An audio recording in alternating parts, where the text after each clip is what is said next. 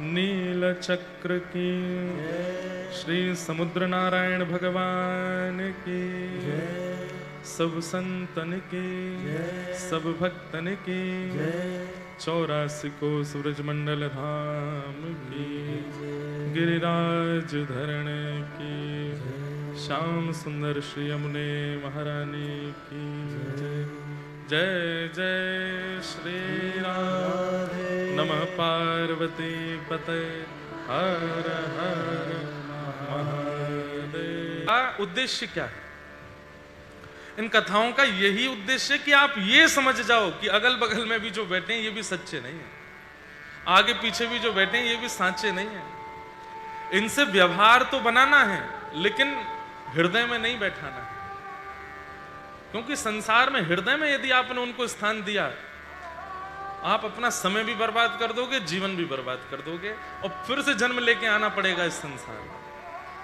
ये अंतिम जन्म है, ये निश्चय कर लीजिए मुझे दोबारा नहीं आना है और इस जन्म में ठाकुर जी को भज के, ठाकुर जी का भजन करके, उनका स्मरण करके बस निकलना है यहां से।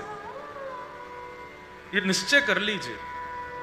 आज ही जाकर के एक डायरी बनाइए, उसमें सबसे पहला अक्षर ये लिखिए, यह मेरा अंतिम जन्म होना चाहिए। आपकी इच्छा हो दोबारा आने की तो भाई ठीक है, मेरी तो नहीं है, बिल्कुल नहीं। हमारे श्री राधारमण लाल जी के गोस्वामी हमारे पूज्य जीजा जी भी हैं, अनुराग गोस्वामी जी। एक बार बहुत पहले की बात, वो मुझसे बोले मुझको तो पुनः जन्म लेना है। मैंने कहा क्यों? बोले अगर राधारमण लाल जी को स्पर्श करने को मिले, आरती करने को मिले, सेवा करने को मिले, उनको भोग लगाने को मिले, उनका मुखोल्लास करने को मिले, तो ऐसा जन्म तो हमें हर बार चाहिए। तब तो मैंने कहा कि नहीं, अच्छी बात, आपकी बात बिल्कुल सत्य है, लेकिन यदि श्री राधारमण लाल जी अपने नित्य परिकर में सम्मिलित कर लें और आपको नित्य लीला में ले जाएं मृत्यु के बाद, और वहां आपको राधारमण लाल जी बैठ करके आपके संग बात करें, बैठे नित्य सेवा करामें, निकुंज का आनंद करामें, तो भी आप चाहोगे कि आप दोबारा आओ? तब तो नहीं चाहोगे। मुझसे किसी ने पूछा कि जीवन का उद्देश्य क्या होना चाहिए? हमने कहा यही होना चाहिए कि ये मेरा अंतिम जन्म है, ये निश्चय करके मैं अपना जीवन जीऊं। आप जिस दिन ये निश्चय कर लेंगे कि ये मेरा अंतिम जीवन है, आप कोई कसर छोड़ोगे नहीं। फिर कोई आपको गाली भी दे रहा होगा ना तो आप हाथ जोड़ के जय हो भैया, कोई बात नहीं, ठीक है, हम ऐसे ही हैं। कोई आपके साथ गलत भी कर रहा होगा तो आप कहोगे जी भैया हमारा स्वभाव, अब क्या हमारी वजह से आपको कष्ट हुआ, कोई बात नहीं, आप सब कुछ स्वीकार। इसके ऊपर एक कथा है। संत श्री तुकाराम जी महाराज ने एक बालक से कहा कि तुम्हारे जीवन के केवल 7 दिन बचे हैं, चले जाओ। वो बालक घर गया, 7 दिन बाद लौट करके आया, रोने लगा, बोले कि आज तो मेरा अंतिम दिन है, अब मेरे प्राण चले जाएंगे, महाराज जी आप कोई नाम संकीर्तन ही सुना दो। तो श्री तुकाराम जी महाराज बोले अच्छा ये बताओ पिछले 7 दिनों में तुमने क्या किया? बोले ऐसा मुझे याद नहीं, मैं तो बस एकांत में बैठ करके रोता रहा। बोले अच्छा ये बताओ पहले कितनी रोटियां खाते थे? बोले पहले 4 से 5। बोले इन 7 दिनों में कितनी खाई? बोले 1 रोटी भी अच्छे से नहीं जाती थी, आधी रोटी में भी लगता था मन अब मर ही जाना है, क्या खा के करना। बोले अच्छा एक बात बताओ, इससे पहले तुम्हारी बहन भाई आदि सबसे लड़ाई होती थी? बोले हाँ, इन 7 दिनों में लड़े? बोले नहीं, वो लड़ने आते थे पर मैं कहता था 7 दिन बाद चले ही जाना है, अब लड़के क्या करूं, बहन की भी मान ली, भाई की भी मान ली, सबकी सुन ली। अच्छा 7 दिन पहले माता पिता पे गुस्सा आता था? बोले हाँ खूब, मेरा तो लड़ाई झगड़ा होता था, पर इन 7 दिनों में? बोले माँ ने डांटा, पिता ने डांटा, मैं रो जाता था बस और हाथ जोड़ के कहता था मुझे चले ही जाना है, मत डांटो। माँ मुझे डांटती थी, मैं जाके उनका आलिंगन करता था, अरे माँ तू डांट ले, ये डांट सुनने को नहीं मिलेगी 7 दिन बाद। तुकाराम जी महाराज बोले मुझे पता चल गया कि 7 दिन में मरना है तो तुम्हारा व्यवहार, स्वभाव, भोजन, आहार सब शुद्ध हो गया। हम ये बात भूल जाते हैं, इसलिए हमसे दुष्कर्म बनता है। हम ये बात भूल जाते हैं कि अगला क्षण भी मेरा अंतिम हो सकता है, इसीलिए हम गलत करने से पहले सोचते नहीं, किसी के हृदय को ठेस पहुंचाने से पहले सोचते नहीं। इसने मेरा मान किया, इसने सम्मान किया, इसने अपमान किया, इन्हीं में ही लगे रहते हैं। क्यों? ये भूल जाते हैं कि अगला क्षण भी अंतिम हो सकता है। हरि नाम जप लो। तुकाराम जी बोले जिस दिन ये बात मान लोगे कि मेरा अंतिम क्षण कभी भी आ सकता है, तो संसार के व्यवहार में रुचि लगेगी नहीं। फिर तो बस ये लगेगा कभी भी प्राण जा सकते हैं, हरि को भज लो, हरि को भज लो, नाम जप कर लो। भजन में लगना बड़ी बात नहीं है, यह भी बड़ी बात है कि ये विचार करके अपने मन में बैठा लीजिए कि मैं कभी भी मर सकता हूं, कहीं मैं कुछ अधूरा या कुछ विषय करके ना चला जाऊं। उस बालक ने फिर कहा ये तो बताइए कि 7 दिन में मैं मरने वाला हूं कि नहीं? बोले मरोगे तो नहीं। तो उससे नाचने लगा, बोले अभी बहन के पास जाता हूं, क्या कह रही थी 3 दिन पहले मुझसे, उससे जाके बदला लेता हूं, अभी मां को जाके बताता हूं 3 दिन पहले ऐसा ऐसा बोल रही थी। बोले यही गलत है। व्यक्ति के अंदर ये सारे कुभाव इसीलिए आते हैं क्योंकि वो भूल जाता है कि वो कभी भी मर सकता है। ये स्मृति बने रहे कि अंतिम क्षण कभी भी आ सकता है, कहीं कोई हिसाब उधार करके ना चला जाऊं मैं संसार में, आना पड़ेगा नहीं तो। आपको पता है पुनर्जन्म क्यों होता है?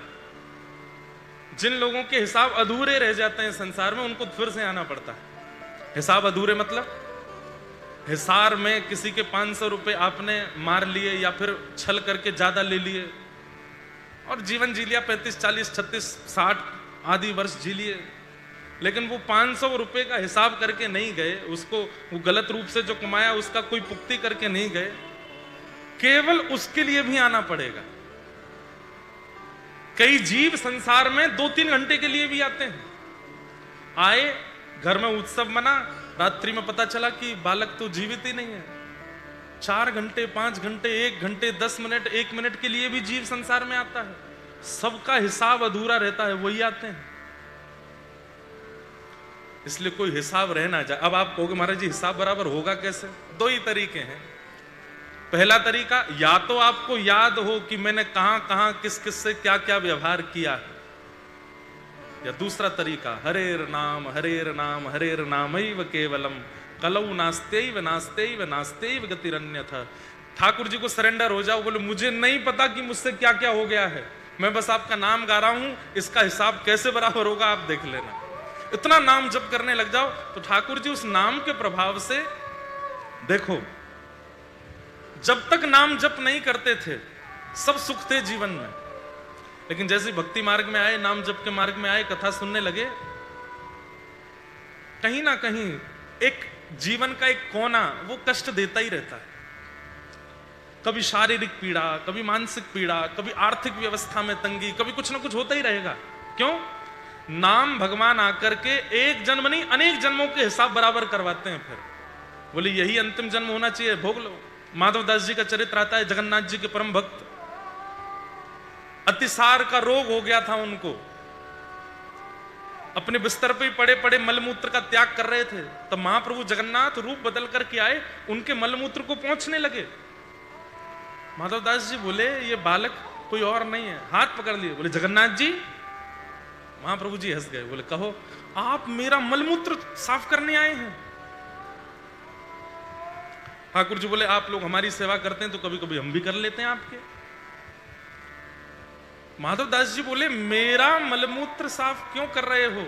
आप तो भगवान हो, चुटकी बजा दो, मेरे पेट पे हाथ फेर दो, मेरा रोग ही ठीक कर दो, मुझे स्वस्थ कर दीजिए ना, मुझे रोग ही नहीं होगा, मलमूत्र का त्याग ही नहीं करूंगा, सब ठीक हो जाएगा, आप मुझे ठीक कर दीजिए, मेरी सेवा क्यों कर रहे हैं? ये बात कभी सोची आपने? वहां त्रिलोचन भक्त के यहां भगवान झाड़ू पोंछा बर्तन कर रहे हैं। अरे भगवान है, चुटकी बजा दें पूरा घर अपने आप साफ हो जाएगा। मीराबाई जैसी भक्तानी अपने जीवन के आधे से ज्यादा क्षणों में गिरधर को भजती रहती हैं, रोती रहती हैं। ठाकुर जी मिलते नहीं है, उनको कष्ट ही देते रहते हैं। कभी पति पधार गए तो विवाह क्यों कराया, ससुर पधार गए, ना जाने क्या क्या जीवन में नहीं हुआ उनके, ये कष्ट देते क्यों हैं ठाकुर जी? तो माधव दास जी को जगन्नाथ भगवान कहते हैं कि माधव, व्यक्ति अपने कर्मों को भोगने के लिए संसार में आता है। यदि मैं उस पर दया करके उसके सारे कर्मों को समाप्त करके उसको प्रसन्न कर दूंगा, तो जो कर्म भोग रह गए हैं उनको भोगने के लिए उसको दोबारा आना पड़ेगा। इसलिए मैं कहता हूं कि तू भोग ले, जो जीवन में आ रहा है उसको सह ले, जो जीवन में आ रहा है उससे जूझ ले, उससे लड़ ले, उससे बच मत। बस मेरे नाम का आश्रय ले ले, ताकि वो विशाल पत्थर भी अगर होगा तो उससे जूझने की ताकत मेरा नाम देगा। लेकिन जूझो, लड़ो, भागो मत। अर्जुन को भगवान ने एक बार भी नहीं कहा कि तू युद्ध मत कर, धनुष बाण मत, नहीं, युद्ध तो कर, पर मेरा स्मरण करते हुए कर, भागना नहीं है। आज जाके लिख लीजिएगा, मैं दोबारा हिसार कब आऊं मुझे नहीं पता। हरियाणा तो आऊंगा, पर हिसार कब आऊंगा अब नहीं पता। इसलिए हमारी बात ये मान लीजिए, लिख लीजिए कि यह मेरा अंतिम जन्म होना चाहिए। और रोज उसी बात को देख करके अपना नाम जप किया कीजिए, उसी बात को देख करके भगवत स्मरण किया कीजिए। अरे फोन के वॉलपेपर पे लगा लो, ये मेरा अंतिम जन्म होना चाहिए। ऊपर जगन्नाथ जी का चित्र लगा लो, जब जब देखो तब तब सोचो। किसी से लड़के भी आओगे ना, दोबारा लौट के, भैया सॉरी, क्षमा करना, आपकी गलती नहीं थी, मेरी ही गलती है, सॉरी, हाँ, बुरा नहीं मानना। अपने आप व्यवहार में कुशलता आने लगेगी, अपने आप वो कर्म करने। अरे हम आपको दावे से कह सकते हैं, अगर अगले 7 जन्म भी आपके बच्चे होंगे, लेकिन इस जन्म में यदि कर्म सुधार लिए, भजन बढ़ा लिया, तो 7 जन्म भी नहीं लेने पड़ेंगे, ठाकुर जी एक में ही मुक्त कर देंगे। पर व्यवस्थित होना पड़ेगा। हमने तो लिख लिया अपनी डायरी में, आप भी लिखो, ये अंतिम जन्म होना चाहिए। और दूसरी पंक्ति क्या लिखना, क्योंकि यह मेरा अंतिम जन्म है, इसलिए श्याम सुंदर इसी जन्म में मिल जाइएगा। और इस उद्देश्य की सफलता के लिए एक काम और करो, क्या? वृत्रासुर जो अपनी स्तुति में कहते हैं, अहम हरे तब पादैकमूल दासानुदासो भवतास्मि भूय मनस्मरेता सुपतिर्गुणांस्ते गृणीतवा कर्म करोतु काय। दासानुदासो भवतास्मि भूय।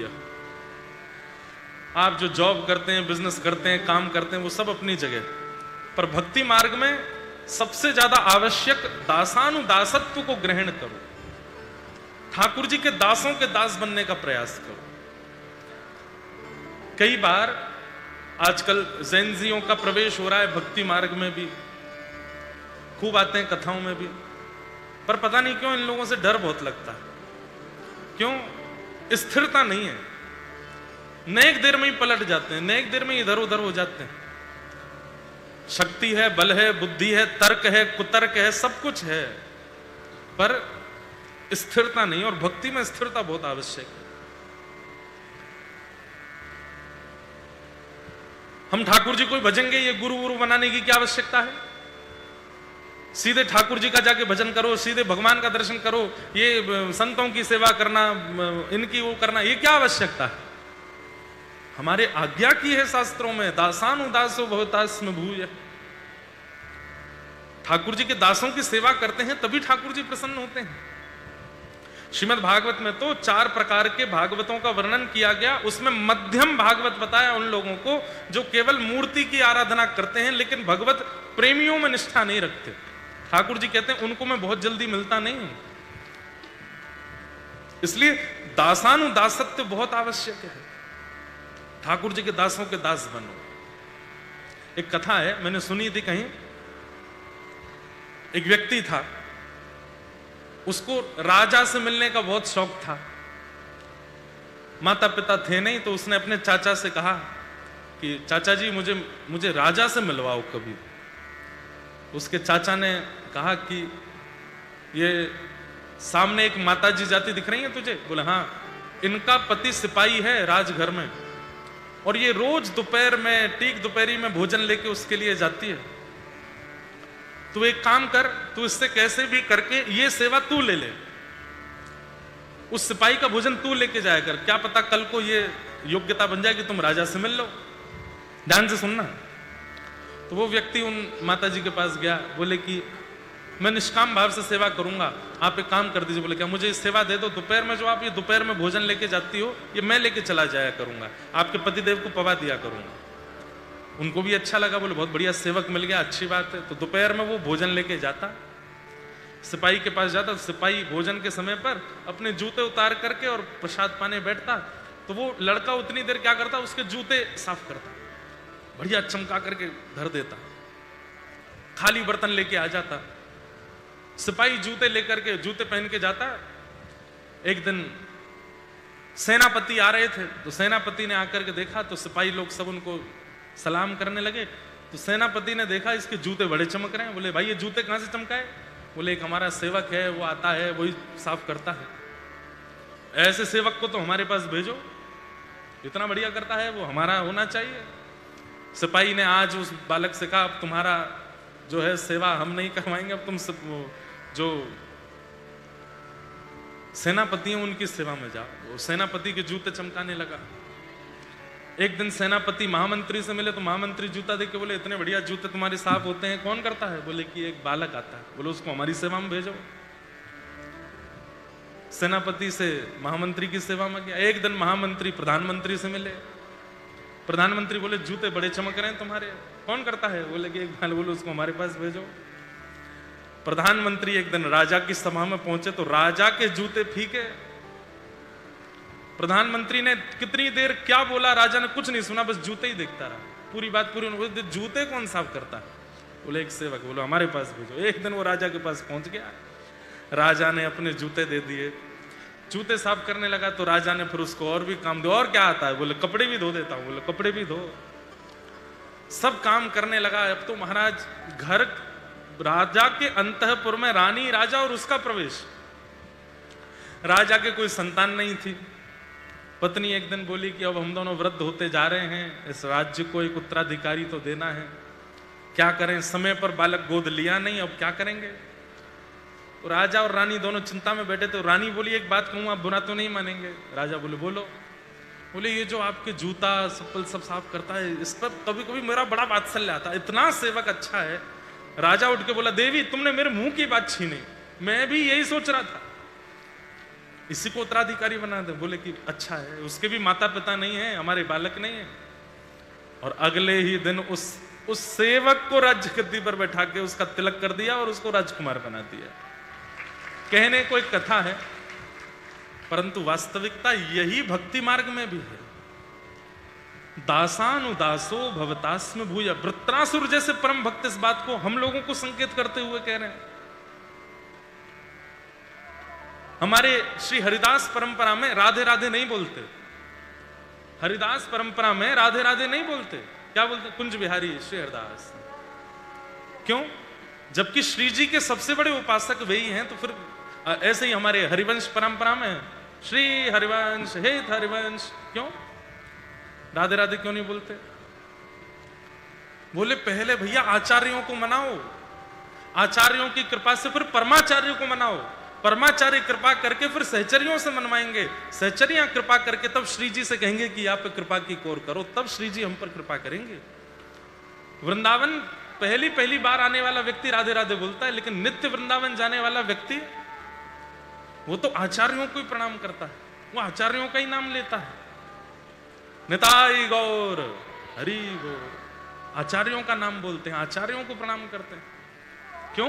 आचार्य कृपा करेंगे, दासानुदासत्व जीवन में आएगा, तब परम गति जो है उसकी प्राप्ति होगी। हम सीढ़ी पर चढ़ना चाहते हैं, अब आपके पैर भले ही कितने भी लंबे हों, आप 50 सीढ़ी कैसे लांग जाओगे ऊपर? चढ़ना तो पड़ेगा, प्रयास करोगे तो गिरोगे, नाक टूटेगी, दांत टूटेंगे। लोग यही कर रहे हैं, सीधे चढ़ना चाहते हैं, वहां पर सीधे पहुंचना चाहते हैं इनके पास। नहीं, दासानुदासो भवतास्म भूय। पहले दासत्व जीवन में लाओ, दासत्व जीवन में आएगा तब परम की प्राप्ति होगी। अब कथा अपने आप जुड़ गई। विद्यापति जी ने ब्राह्मण होते हुए भी सवर जाति के विश्ववसु की सेवा की। क्यों? कि मुझे नील माधव का दर्शन हो जाए। जात पात पूछे नहीं को, हरि को भजे सो हरि को हो। हम ब्राह्मण हैं। दुनिया में आजकल आरक्षण की इतनी बात की जाती है, इतना ज्यादा प्रोपेगेंडा पॉलिटिक्स चलती है आरक्षण पर, जातिवादी पर, लेकिन आप किसी भी कथा में चले जाओ, व्यास मंच पर बैठ करके व्यास जी किसकी कथा सुना रहे हैं? रैदास जी की कथा सुना रहे हैं। आज स्मरण हुआ कक्ष में नामाचार्य हरिदास ठाकुर, मुस्लिम भक्त। श्री जगन्नाथ महाप्रभु ने अपना रथ रोक दिया जिनके लिए। कौन? सालबेग, मुसलमान। संतान का जन्म हुआ जिनका नाम सालवेग रखा। मां ने निश्चित कर लिया था कि मेरा जीवन बर्बाद हुआ लेकिन मैं अपने पुत्र का नहीं होने दूंगी। महाप्रभु जगन्नाथ जी का इतना यश सुनाया, इतनी कीर्ति सुनाई, इतने भाव सुनाए, लेकिन छोटे से सालवेग ने कभी महाप्रभु जगन्नाथ का दर्शन नहीं किया था। एक दिन सालवेग कहता है कि ये गांव के सब लोग तांगे में बैठ के कहां जा रहे हैं मां? मां ने कहा नीलाचल भगवान, नीलाद्रि भगवान की रथ यात्रा में जा रहे हैं। अरे वही मां जिनके बारे में आप मुझे बताती। बोले हाँ वही, मैं जाऊं? मां कहती है लाला तू अगर गया तो तेरे पिता बहुत क्रूर हैं, तू लौट के आएगा तो शायद मैं जीवित नहीं मिलूंगी, और शायद तू लौट के आवे तो तुझे भी मार देंगे। मत जा बेटा, हमारे अधिकार में महाप्रभु के दर्शन नहीं है, तू बस यहीं बैठा बैठा उनको पुकार। तब सालवेग अपनी छत पर बैठ करके जिस दिशा में जगन्नाथपुरी है उस दिशा की ओर देख करके कहते हैं, नाम रख लिया आपने जगन्नाथ, लेकिन मुझे कहने में कोई अतिशयोक्ति नहीं, आप केवल हिंदुओं के नाथ हो, हमारे नहीं। जगत के नाथ हो तो जगत में तो सब आते हैं, मुझ पर कृपा क्यों नहीं? और तब सालवेग ने यह स्तुति गाई। आज भी महाप्रभु जगन्नाथ का रथ जैसे ही बढ़ता है, थोड़े ही आगे चल के बड़डांड पर सीधे हाथ में सालवेग की समाधि है, वहां आज भी रथ रुकता है महाप्रभु जगन्नाथ का। किसके लिए? किसी राजा के लिए नहीं, किसी महापुरुष के लिए नहीं, एक मुस्लिम भक्त के लिए आज भी रुकते हैं। और वहां सारे पंडा पुजारी इसी भाव को गाते हैं। अर्थ क्या है इसका? उड़िया भाषा में है, ओ नीलाचल पर्वत के मतवाले हाथी जगन्नाथ, अहे नील शैल प्रवण मत्तावरण। अरे मतवाले हाथी जगन्नाथ, आप जब अपने मंदिर से कूद कूद के उतर के आते हो तो ऐसा लगता है कोई मतवाला हाथी नीलाचल पर्वत से नीचे आ रहा है। हाथी का स्वभाव है कि वो जब कुंड सरोवर में कमलों को देखता है तो अपनी सूंड से लेकर के अपने चरणों से रौंद देता है, नाथ मेरे चित्त के आर्त रूपी सरोवर में जितने आर्त हैं उन सबको भी रौंद दीजिए ना नाथ। एक समय पर गजेंद्र ने आपको पुकारा था, जब ग्राह ने उसका पैर पकड़ लिया था, सभी देवी देवता आकाश में खड़े रहे। गजेंद्र मोक्ष की कथा सुनी है? सबने सुनी है। त्रिकूट पर्वत का राजा था गजेंद्र, अपनी असंख्य पत्नियों के साथ स्नान करने गया। जल के जीव मगरमच्छ ने पैर पकड़ लिया तो पहले तो गजेंद्र को लगा अभी जानता नहीं है किसका पैर पकड़ा है इसने। जैसे ही पता चलेगा कि जंगल का राजा गजेंद्र, तो माफी मांगता डोलेगा, थोड़ी देर इसको पकड़ने दो बाद में बताऊंगा। थोड़ी देर बाद जैसे ही गजेंद्र बाहर निकलने लगे तो निकल ही ना पावे। पत्नियों ने सूंड से सूंड लगा के खींचा, पूरा बल लगा दिया। 1 दिन 2 दिन 3 दिन महीनों बीत गए, गजेंद्र बाहर नहीं आ पाए। एक एक करके पत्नियां जाने लगी, देवी तुम कहां जा रही हो? पत्नी कहती भूख लगी है, प्यास लगी है, बच्चे भूखे हैं, आप तो निकल जाएंगे या नहीं भी निकल पाएंगे पर बच्चे तो पालने पड़ेंगे ना।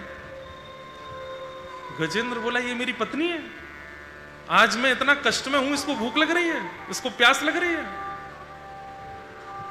एक एक करके सारी पत्नियां चली गईं, सारे बच्चे चले गए, अकेला गजेंद्र रह गया। सारा अभिमान चूर चूर हो गया, किस बात का त्रिकूट पर्वत का राजा हूं मैं, आज मेरी विषम परिस्थिति में मेरे लोग मेरे साथ नहीं है। पूर्व जन्म में यही इंद्रद्युम्न नाम के राजा थे, इन्होंने गजेंद्र मोक्ष तब लिखा था, लेकिन तब भी एक संत अपराध के कारण ये गजेंद्र बन के आए थे। तब अचानक से इनको वही स्तुति पूर्व जन्म की याद आई और सबसे नीरस होके, संसार की नीरसता को जान करके तब इन्होंने भगवान नारायण की स्तुति को गाया, गजेंद्र मोक्ष। एक बात हम बताएं, भागवत जी में आज्ञा है, द्विस्वप्न नाश, गजेंद्र मोक्ष रात्रि में करना चाहिए सोने से पहले।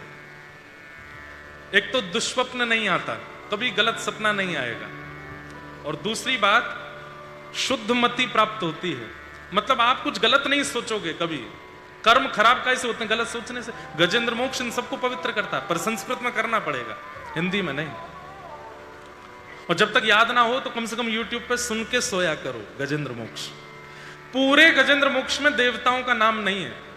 कहते हैं कि जब गजेंद्र पुकार रहा था तो आकाश में 33 कोटि देवता खड़े थे और सब देख रहे थे। तो एक दूसरे से देवता बोले तुम जाओ बचाने, तो दूसरे देवता हमारा नाम ही नहीं बोल रहा, कैसे चले जाए? एक बार तो कहते अम्बे मैया आओ तो तुरंत जाऊं। कोई बोले तुम्हारा नाम तो ले ही नहीं रहा। गणपति बोले है तो हमारी ही वर्ग का गजेंद्र है, लेकिन एक बार बोलते हे गणपति आ जाओ, नाम तो बोले मेरा। 33 कोटि देवता आकाश में खड़े थे, लेकिन कोई उसकी रक्षा करने नहीं गया। तभी शेष शैया पर पौड़े हमारे ठाकुर जी उठ करके बैठे। लक्ष्मी बोली कहां? सुन नहीं रही हो? गजेंद्र बुला रहा है। उसने कहा तो है नहीं कि चतुर्भुज भगवान आइए, नारायण आइए, शेषशाही भगवान आइए, लक्ष्मीपति आइए, नाम तो बोला नहीं, क्यों जा रहे हो आप? ठाकुर जी बोले लावारिश वस्तु पर सरकार का अधिकार होता है, उसकी स्तुति लावारिश है, कोई नाम नहीं है। और सहस्त्र नामों में मेरा एक नाम अनामी भी है, मेरा कोई नाम ही नहीं है। कैसे हैं ठाकुर जी? कितने सरल है। तुरंत उठ करके गए, गरुड़ पर बैठ करके, और महाराज सुदर्शन चक्र लेकर के जब पहुंचे, तब अपनी स्तुति के अंत में गजेंद्र कहता है नारायण खिल गुरो भगवन नमस्ते। हे अखिल ब्रह्मांड के भगवान नारायण, मैं आपको प्रणाम करता हूं। भगवान ने सुदर्शन चक्र से, जगन्नाथ कहते हैं कि मेरा एक भक्त पुकार रहा है, पहले उसको यहां लेकर के आओ तब जाऊंगा आगे। कौन है? सालवेग। सुन के आप लोगों को पता नहीं कैसा लगता, लेकिन मेरे मन में आता है कि हमारे प्रियतम को हमारा नाम पता है, हमारे लिए यही काफी है। उन्हें पता तो है कि मैं कौन हूं। सोचो कभी श्री जी ललिता से कहें अरे ललिता, ये कोई इंद्रेश नाम को व्यास है, कथा करे, हमको तो इसी में ही लुट जाना चाहिए। उनको नाम तो पता हमारा। महाप्रभु जगन्नाथ कह रहे हैं कि मेरा एक भक्त है सालवेग, वो पुकार रहा है मीलों दूर से, उसको बुलवाओ, पहले उसको बुलवाओ। गजपति महाराज ने सेना भेजी, पालकी भेजी, पहुंच गए सब लोग कालबेग के स्थान पर। उनकी माता को एक पालकी में बैठाया, सालबेग को एक सालबेग, हम जा कहां रहे हैं? बोले जगन्नाथ जी ने तुमको बुलाया, तुम्हारा निमंत्रण गजपति महाराज ने नहीं, किसी व्यक्ति ने नहीं, स्वयं ठाकुर ने नाम लेके कहा कि उसको लेके आओ। सालबेग तो रोने लगे, मैं तो इस योग्य नहीं, मैं तो इस लायक नहीं, मैं तो इतना पवित्र नहीं।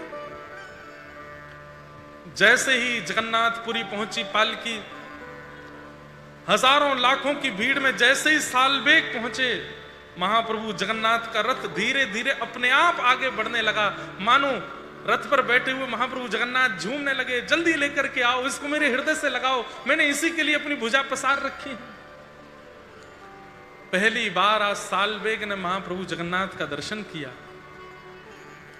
रथ के ऊपर हर कोई नहीं चढ़ सकता, लेकिन भगवान ने आज्ञा करके कहा इसको ऊपर लाओ। और जैसे ही रथ के ऊपर सालबेग आए, हाथ कांप रहे हैं, पैर कांप रहे हैं, नेत्रों से अविरल अश्रुधार गिर रही है, कंठ अवरुद्ध हो गया है, कुछ समझ नहीं आ रहा, क्या बोलूं, क्या कहूं, कैसे कहूं। गजपति महाराज बोले ठाकुर जी कह रहे हैं हृदय से लगो। सालबेग ने जाकर के ठाकुर जी को आलिंगन किया, महाप्रभु जी के नेत्र सजल हो गए। तभी मां ने संकेत किया सालबेग प्रणाम तो कर, तूने प्रणाम नहीं किया भगवान को भी। सालबेग को इतना मन में ग्लानि हुई, मैंने अभी प्रणाम ही नहीं किया, सीधा कंठ से लग गया। दूर हट करके जैसे ही दंडवत प्रणाम किया, मानो मन में आया होगा सालबेग के कि नाथ बस अब अंत कर दीजिए इस जीवन का, बस इससे अधिक कुछ चाहिए नहीं मुझे,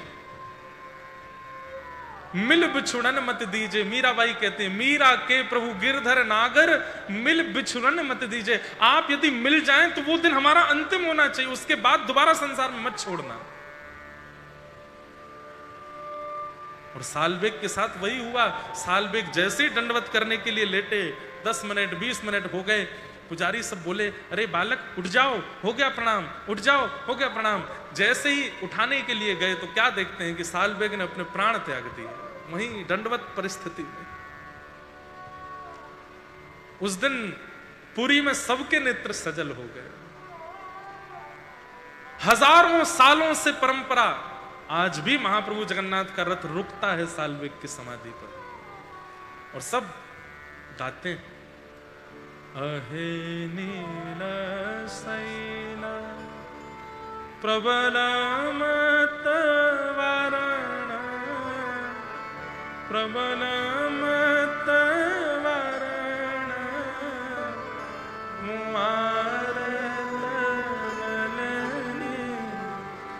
नको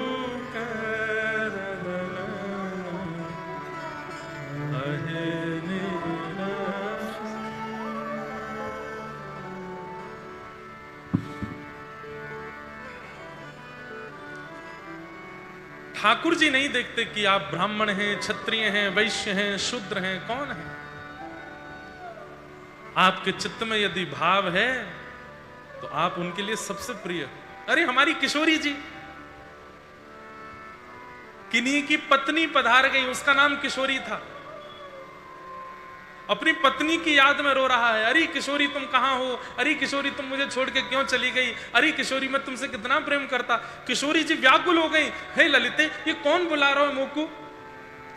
ललिता जी बोली, श्यामाजू आपको नहीं बुला रहा है, अब की पत्नी को नाम किशोरी है, अपनी पत्नी को बुला रहा है। किशोरी जी बोली, मैं ना जानू, किशोरी नाम तो मेरो ही है, जो मुंह को बुला रहा है, मैं तो जाऊंगी, आप कृपा करवे। और श्री जी पहुंच गई। जिसने कभी भजन नहीं किया, बरसाने गया नहीं, कभी नाम जप नहीं किया, कभी कुछ नहीं किया, केवल विरह भाव से रोते हुए पुकार लिया अपनी पत्नी का नाम, नाम था किशोरी। प्रत्यक्ष किशोरी जी आ गए, और वही किशोरी अली हुए, किशोरी जी की परम सखी हुई। ठाकुर जी तो कृपा करने के लिए मानो जैसे ऐसा होता है कि तत्पर बैठे, तैयार बैठे हैं, बस गेट सेट गो, बस गेट सेट तो हो गया, गो नहीं हो पा रहा है। क्यों? हमारा नाम सुन करके, हमारा तिलक देख करके, कंठी देख के, एकादशी देख के, नाम जप देख के ठाकुर जी गेट सेट तो हो जाते हैं, लेकिन जैसे ही हमारे व्यवहार को देखते हैं, अरे आडंबर ज्यादा है, अरे अभी सुधरो नहीं है, अभी यहाँ में दीनता नहीं आई है, अभी यहाँ में सरलता नहीं आई, ठाकुर जी रुक जाते हैं।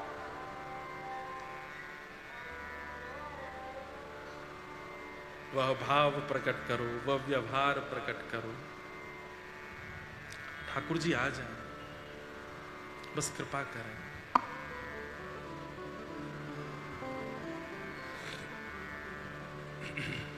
तो विद्यापति जी ने विश्ववसु की सेवा की और सबर विश्ववसु उनको नील माधव भगवान के पास ले गए। नील माधव का दर्शन करके विद्यापति जी वापस आए, इंद्रद्युम्न राजा को बताया। इंद्रद्युम्न राजा ने वहां जाकर के महाप्रभु जी का दर्शन किया, लेकिन नील माधव भगवान वहां से अंतर ध्यान हो गए। तब ठाकुर जी का यह स्वभाव है कि वह थोड़ा विरह तो देते हैं। इंद्रद्युम्न को विरह हुआ, व्याकुल हो गए। तब ठाकुर जी ने आज्ञा दी, तुम चिंता मत करो, मैं आऊंगा। और 3 लकड़ियों के रूप में भगवान आए, उनका निर्माण हुआ, वही महाप्रभु जगन्नाथ के रूप में प्रतिष्ठित हुए। स्नान पूर्णिमा के दिन महाप्रभु जी का प्रादुर्भाव हुआ और उनका जलाभिषेक किया गया। स्कंद पुराण में कहते हैं कि जिस समय महाप्रभु जगन्नाथ के ऊपर जल पधराया जाता है, सुगंधित जल से उनका स्नान किया जाता है, उस समय यदि अपने चर्म चक्षुओं से महाप्रभु जी का दर्शन यदि कोई कर ले स्नान करते हुए, तो जन्म से लेकर के उस क्षण तक के जितने पाप हैं सब नष्ट हो जाते हैं, और बस उसी समय उसका एक नव जीवन हो जाता है। ऐसे महाप्रभु के जलाभिषेक दर्शन का फल। और फिर उसके बाद कहा कि यदि वह जल अभिषिक्त उसका यदि कोई पान कर ले, तो जन्म जन्मार्जित जितने पाप हैं वो सब नष्ट हो जाते हैं। मतलब स्नान पूर्णिमा पर महाप्रभु का जलाभिषेक दर्शन और उस जल का पान करने से एक प्रकार से आपका नव जीवन हो जाएगा, बिल्कुल पवित्र हो जाओगे आप। उसके बाद यदि कुछ भी करोगे तो वो नंबर 1 पर आएगा, क्योंकि उससे पहले के सारे खाते नष्ट हो जाते हैं। ऐसे महाप्रभु जी के जलाभिषेक की बात हुई। तत्पश्चात महाप्रभु जी मानव लीला कर रहे हैं, इसलिए बुखार आता है, ज्वर। अब इसके ऊपर भी एक बड़ी सुंदर कथा है कि महाप्रभु जगन्नाथ जी को ज्वर क्यों आता है, वो तो परमात्मा।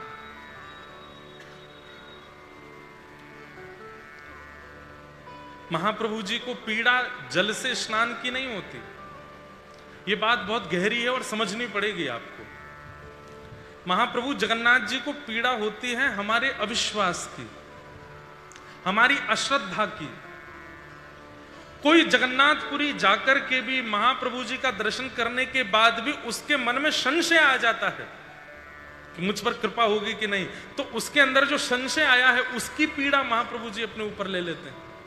महाप्रभु जी को प्रणाम करने के बाद, महाप्रसाद पाने के बाद भी किसी के चित्त में अविश्वास आता है, उस अविश्वास को महाप्रभु जी अपने ऊपर ले लेते हैं। इसलिए पीड़ित हो जाते हैं 15 दिन के लिए। हम सबकी पीड़ा ले लेते हैं अपने ऊपर। कोई महाप्रभु जगन्नाथ का दर्शन करने के बाद भी अपने जीवन को व्यवस्थित नहीं कर पाता तो उसकी अव्यवस्था को अपने ऊपर ले लेते हैं महाप्रभु जगन्नाथ, और 15 दिन के लिए ज्वर में चले जाते हैं, बुखार हो जाता है ठाकुर जी को। इसमें एक कथा यह भी आती है कि माधव दास जी को जो अतिसार का रोग हुआ उसके 15 दिन और बचे थे, लेकिन महाप्रभु जी से माधव दास जी ने जब निवेदन किया तो उनके 15 दिन को रोग को अपने ऊपर ले लिया। माधव दास जी स्वस्थ हो गए, स्वस्थ होकर दर्शन करने गए तो पुजारियों ने कहा मंदिर तो बंद है। बोले क्यों? ठाकुर जी को ज्वर आ गया है। ठाकुर जी को ज्वर कैसे? बोले माधव दास जी का रोग अपने ऊपर ले लिया। ऐसे महाप्रभु जगन्नाथ 15 दिन फिर ज्वर का क्रम जब निकल जाता है, 15 दिन के बाद महाप्रभु जी फिर रथ यात्रा के लिए आते हैं। तब ठाकुर जी का नयन दर्शन होता है, उसको नयन उत्सव कहते हैं। रथ यात्रा से एक दिन पहले मंदिर खुलता है, उस दिन जब सब लोग दर्शन करने जाते हैं तो उस दिन को कहते हैं नयन उत्सव। ठाकुर जी 15 दिन बाद हमारे नेत्रों को दिखेंगे तो उसको नेत्र उत्सव, नयन उत्सव कहते हैं। एक उड़िया भाषा का एक और सुंदर पद है, बहुत बढ़िया है। थका मन चल जीव चका नयन देखीव। अरे मन, कितना सुंदर भाव है। एक बात आपको बताएं, बंगला भाषा में, उड़िया भाषा में भाव बहुत सुंदर है। इतने इतने सुंदर भाव हैं। आजकल हमारे उत्तर भारत में भजन सुनते हैं लोग, लेकिन कहीं ना कहीं भाव शून्य हो जाते हैं। लेकिन आज भी बंगला भाषा के, उड़िया भाषा के भजन आप सुनोगे, उनमें भाव भरपूर है। क्या कह रहे हैं? जैसे हमारे यहाँ कहते हैं कहाँ जा रहे हो? बरसाना जा रहे हैं ना, लाडली जी के दर्शन करने जा रहे हैं, लाली के दर्शन करने जा रहे हैं, श्री जी। ऐसे ही लोकल लोग जो हैं उड़ीसा के, कभी कभी वो ये नहीं कहते महाप्रभु दर्शन, जगन्नाथ दर्शन, वो दो बात बोलते। कालिया के दर्शन करने जा रहे हैं, दूसरा कहेंगे चकानैन के दर्शन करने जा रहे हैं। चकानैन नाम है जगन्नाथ जी का। महाप्रभु जगन्नाथ फिर रथ त्याग के लिए आते और रथ आरूढ़ होकर के सब वैष्णवों पर कृपा करते हुए ठाकुर जी गुंडीचा जाते हैं। रथ यात्रा में पंच धातुओं का प्रयोग किया जाता है।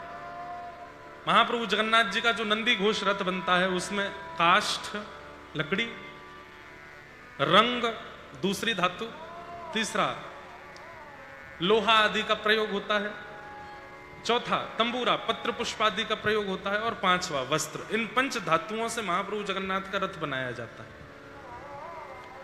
इन पंच तत्वों का भी नियम है। क्या? पृथ्वी जल वायु आकाश अग्नि, पंच तत्व ही महाप्रभु जगन्नाथ जी का रथ है। ऐसे हमारे शरीर में भी पंच भाव है। हड्डी, मांस, रक्त, नखून, बाल और त्वचा। तो एक प्रकार से नंदी घोष कोई और नहीं है, हम सभी हैं। लेकिन उस रथ में महाप्रभु बैठ जाते हैं, इस रथ में नहीं बैठ पाते। रथ तो है हमारा, शरीर रूपी रथ है, लेकिन महाप्रभु जी इस पर आरूढ़ नहीं होते। क्यों? आरूढ़ होने के लिए चित्त की पवित्रता बहुत आवश्यक है, मन की पवित्रता वो हमारी है नहीं। छल कपट ईर्षा द्वेष अभिनिवेश अहंता ममता चिंता, इन सब में हम इतने पड़ जाते हैं। रथ तो बहुत सुंदर है, लेकिन महाप्रभु जी इस पर आरूढ़ नहीं होते। तो रथ यात्रा का यही भाव है कि अपने शरीर रूपी पंच तत्व से बने हुए रथ में, उसमें भी बिल्कुल मध्य में जो मन है, वहां इतना रिक्त स्थान छोड़ो, उसको इतना पवित्र कर लो कि महाप्रभु जी आवे और आपके हृदय में ही बैठे। और देखो, कल मैं कह रहा था कि श्रीमन चैतन्य महाप्रभु की भावना क्या है कि कुरुक्षेत्र से ब्रजवासी ठाकुर जी को लेकर के वृंदावन जा रहे हैं। यही रथ यात्रा है कि कुरुक्षेत्र से ठाकुर जी को लेकर ब्रजवासी वृंदावन आए। हम सबका रथ अभी कहां है? कुरुक्षेत्र में ही है। कुरुक्षेत्र का मतलब जहां युद्ध होते हैं, जहां द्वंद्व होता है, जहां लड़ाइयां होती हैं, जहां मारकाट हो रही है, जहां एक दूसरे से लड़ रहे हैं सब लोग, उसी को युद्ध कुरुक्षेत्र कहते हैं। तो कुरुक्षेत्र में ही हैं हम आप सब लोग। इस कुरुक्षेत्र से वृंदावन लेकर के जाना है रथ में ठाकुर जी को बैठा के। और ठाकुर जी को कौन विराजमान करेंगे? सदगुरुदेव। गुरु कृपा करके आपके चित्त में ठाकुर जी को विराजमान करेंगे, तब ये रथ कुरुक्षेत्र से वृंदावन जाएगा। गुंडीचा जाएगा। तो रथ यात्रा का यही स्वरूप है, रथ यात्रा का यही भाव है। कहते हैं कि जब ये बात पूरे भारत में फैली कि महाप्रभु जगन्नाथ प्रकट हुए, उनकी रथ यात्रा होती है, तो यही बात गोस्वामी तुलसीदास जी को पता चली। तो गोस्वामी तुलसीदास जी दर्शन करने के लिए गए जगन्नाथ जी का। देखें तो सही कौन से भगवान है। पहले तो उनको लगा ये राम है, इधर राम जी, इधर लक्ष्मण जी, बीच में जानकी जी। अभी दर्शन नहीं किए, बस सुन सुन करके मन में आया। लेकिन जैसे ही नंदी घोष रथ को देखा, गोस्वामी तुलसीदास जी ने, बहुत ध्यान से सुनना, महाप्रभु जगन्नाथ जी के रथ का नाम नंदी घोष। तो गोस्वामी जी के नेत्र सजल हो गए। क्यों? गोस्वामी जी के मन में राम चरित्र चलता ही रहता है, और जो जो भाव आता है वही वे मानस में लिखते हैं। तो जब रावण से युद्ध करने के लिए राम जी जा रहे थे, उस समय गोस्वामी जी को जो विजय रथ अपने मन में दिखाई दिया था, वही विजय रथ है नंदी घोष, जिस पर